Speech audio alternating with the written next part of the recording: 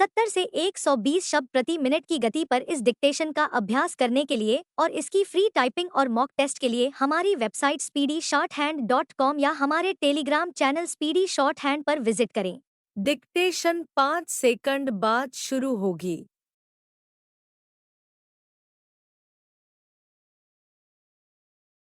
प्रधानमंत्री की ओर से केन-बेतवा नदियों को जोड़ने की परियोजना का शिलान्यास एक महत्वाकांक्षी परियोजना को गति प्रदान करना है।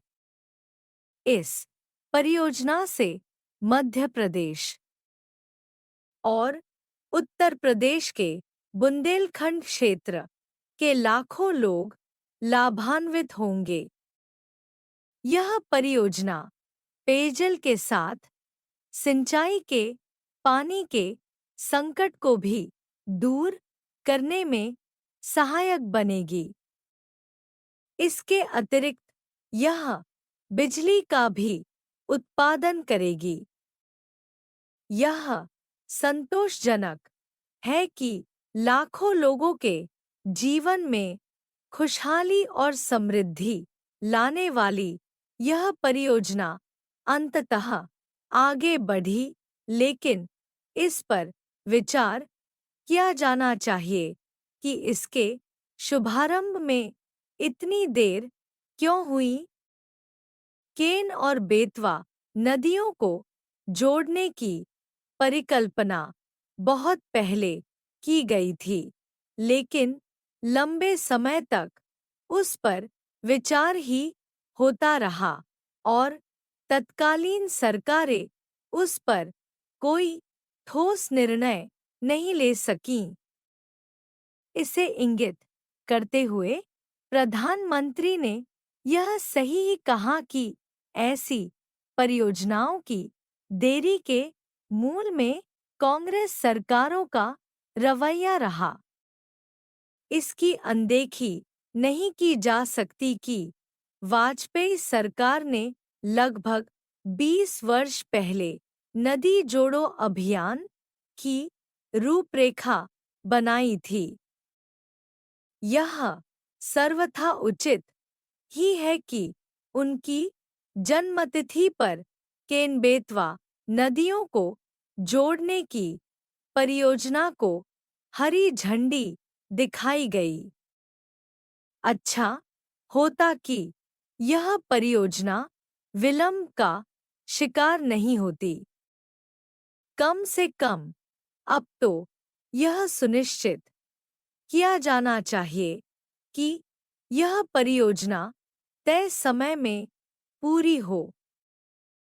जब कोई परियोजना देर से शुरू होती है तो केवल उसकी लागत ही नहीं बढ़ती, बल्कि उससे लाभान्वित होने वाले लोगों को राहत देने में अनावश्यक देरी होती है। इससे उनमें निराशा घर करती है। यह ठीक नहीं कि सत्ता परिवर्तन के कारण कोई बहुपयोगी परियोजना ठंडे बस्ते में चली जाए।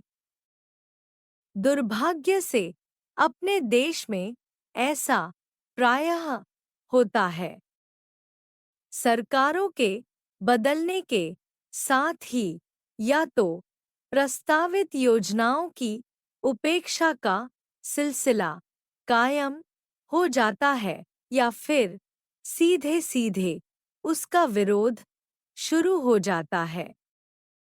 कभी-कभी पर्यावरण हितैषी संगठन उसके विरोध में खड़े हो जाते हैं।